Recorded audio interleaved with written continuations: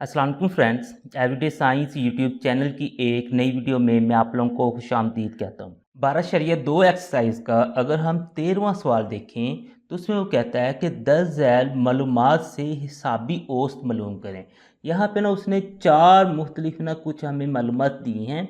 इनसे वो कहता है कि आप लोग इनका इस्तेमाल करते हुए हिसाबी औसत मालूम करेंगे।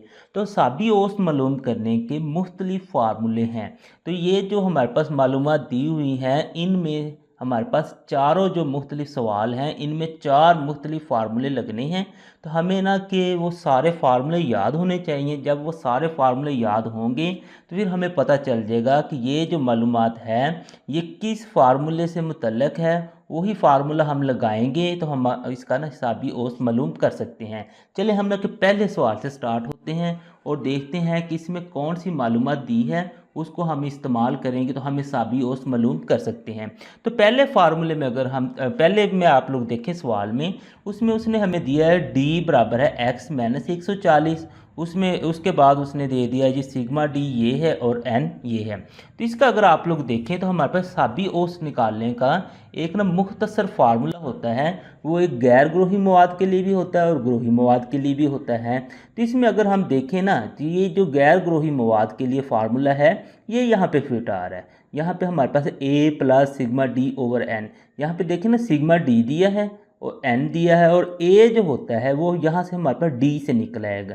डी उसने दिया एक्स माइनस 140, तो डी होता है हमारे पास एक्स माइनस ए। तो यहाँ से हम ना अगर देखें तो ये ए की जगह 140 लिखा हो तो यहाँ से ए भी निकल आएगा। यानी ये वाला जब हम फार्मूला लगाएंगे तो इससे हमारे पास ये वाला हिसाबी औसत निकल आएगा। तो ये हम फार्मूला लिखते हैं। सबसे पहले चले हम ना कि यहाँ पे ए भी लिख लें ताकि कीमतें तो हमारे पास पूरी हों।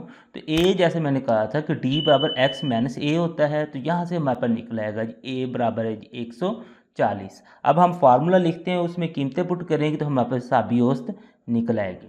तो हमारे पास फार्मूला ये है जी ए प्लस सिग्मा डी बटा एन। तो यहाँ से अगर आप लोग देखें तो ए आप लोगों के पास है जी 140, तो सिग्मा डी उसने खुद ही दिया हुआ है 500 और बटे में हमारे पास है जी एन यानी कि 10। अब 500 को 10 पे हम डिवाइड करते हैं तो हमारे पास आंसर आता है जी 50। ये यानी ये ज़ीरो से कट जाएगा तो ये 50 आ जाएगा। 140 और 50 हमारे पास होते हैं जी 190। तो इस ये जो हमें इंफॉर्मेशन दी थी उससे ये हिसाबी औसत तो निकल आई। इसी सवाल का अगर हम दूसरा जुज़ देखें तो उसमें हमारे पास है जी अगर u बराबर है एक्स माइनस 130 बटा 6, सिग्मा यू बराबर है माइनस 150 और n बराबर है 15, तो आप लोगों ने हिसाबी औसत मालूम करना है। तो इसको मालूम करने के लिए ना आप लोग ये वाला फार्मूला लगाएंगे। इस फार्मूले में अगर आप लोग देखें औसत बाजी या जो कोडिंग का तरीका होता है, इसके फार्मूले तो दो होते हैं लेकिन इसमें ये वाला फार्मूला लगेगा। तो ये एक हमारे पास ग्रोही मवाद के लिए होता है और एक गैर ग्रोही मवाद के लिए होता है। यहाँ पे देखिए ना तो ए है, तो ए यहाँ से हम निकाल सकते हैं क्योंकि यू का जो फार्मूला होता है एक्स माइनस ए बटा एच है। यानी कि इसमें अगर हम देखें तो ए की जगह पे 130 है।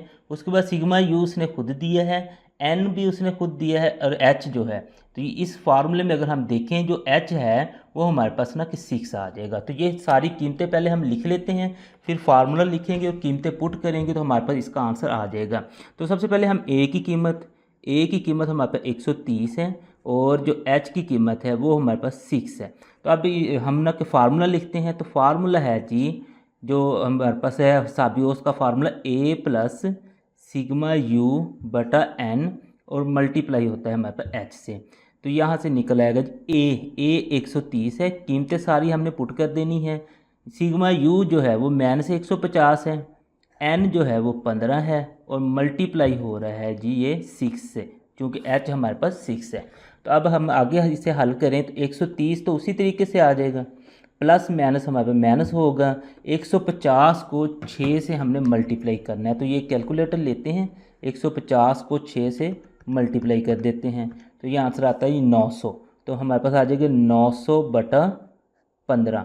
अब 900 को हमने डिवाइड करना है जी 15 से, 900 तकसीम है जी 15, तो ये जवाब आ जाएगा जी 60। तो यहाँ पे हम लिख देंगे 130 माइनस हमारे पास आ जाएगा जी 60। अब 130 में से जब हम 60 निकालते हैं तो हमारे पास जवाब आ जाएगा जी 70।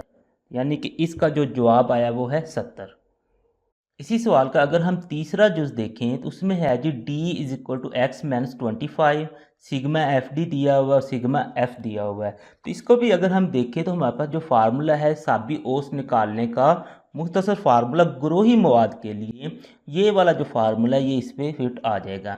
यहाँ पे अगर आप लोग देखें तो हमें ए चाहिए होगा तो ए यहाँ से निकल आएगा, क्योंकि डी हमारे पास बराबर होता है एक्स माइनस ए, तो ये ए की जगह 25 है, ए निकल आएगा। सिग्मा एफ डी उसने खुद दिया हुआ है और सिग्मा एफ भी दिया हुआ है। तो चले इस फार्मूले को इस्तेमाल करते हुए हम साबी औसत इसकी मालूम कर लेते हैं। तो सबसे पहले तो हम ए लिख दें, तो ए यहाँ से हमारे पास 25 निकल आया। अब नेक्स्ट ये फार्मूला लिखते हैं और उसमें हम ना कीमतें पुट करेंगे तो हमारे पास इसका आंसर निकल आएगा। तो फार्मूला हमारे पास A plus sigma F D और बटे में है जी सिग्मा एफ, इस तरीके से। अब इनकी कीमतें पुट करते हैं तो ए तो हमारे पास है जी 25, सिग्मा एफ डी उसने दिया हुआ है 300 और सिग्मा एफ दे दिया हमें 20। तो इनकी ना अब कीमतें पुट करें और नेक्स्ट ना हम इसे हल कर लेते हैं जी। तो 25 तो चलें उसी तरीके से आ जाएगा, 300 को 20 पे ना हम डिवाइड कर लेते हैं। तो कैलकुलेटर का इस्तेमाल कर लें, 300 डिवाइड हम 20 कर देते हैं, 300 डिवाइड 20 तो हमारे पास जवाब आ जाता है 15। ये इधर हम ना कि 15 लिख देंगे, 25 और जो 15 है ये हमारे पास बन जाएगा जी 40, यानी इसकी जो साबी औसत है वो 40 आ गई है। इसी सवाल का अगर हम ना कि चौथा जुज़ देखें, उसमें हमें वो दिया हुआ है यू ये दिया हुआ है, सिग्मा एफ यू दिया और सिग्मा एफ दिया है। तो इसका अगर हमने साबी औसत मालूम करना है तो उसके लिए हमारे पास कोडिंग का जो तरीका है औसत निकालने का वो वाला ये वाला अब इस्तेमाल होगा, जो कि ग्रोही मवाद के लिए जिनके ग्रुप बने होते हैं उनके लिए होता है। तो ये हमारे पास A plus sigma F you बटा सिग्मा एफ मल्टीप्लाई एच से हो रहा है। यहाँ पे ना कि सबसे पहले देखें तो ए नहीं है, तो वो ये यू वाला जो फार्मूला है एक्स माइनस ए बटा एच, यहाँ पे ए है, इसका मतलब ए हमारे पास 120 है, तो ये यहाँ से हमने ए निकाल लेना है 120। उसके बाद अगर देखें सिग्मा एफ यू आता है तो वो हमें दिया हुआ सिग्मा एफ यू 60 है, सिग्मा एफ आता है वो हमें दिया हुआ 100 है। उसके बाद एच आता है, तो एच देखें तो ये यू वाले फार्मूले से ये जो नीचे होता है ये हमारे पास एच है, इसके नीचे 5 है, तो ये हमारे पास एच आ जाएगा जी 5। अब ये हम ना अपना फार्मूला लिखते हैं जो साबी औसत का है, ए प्लस सिग्मा एफ यू बटे में हमारे पास सिग्मा एफ और इसे मल्टीप्लाई हमने करना है जी एच से। अब ये सारी कीमतें पुट करते हैं, जो सबसे पहले ए 120 है, उसके बाद सिग्मा एफ यू हमारे पास 60 है, सिग्मा एफ जो है जो वो इधर दिया हुआ है 100 वो लिख देना है और मल्टीप्लाई में एच हमारे पास यहाँ पे 5 है, तो ये इधर हमने मल्टीप्लाई कर दिया।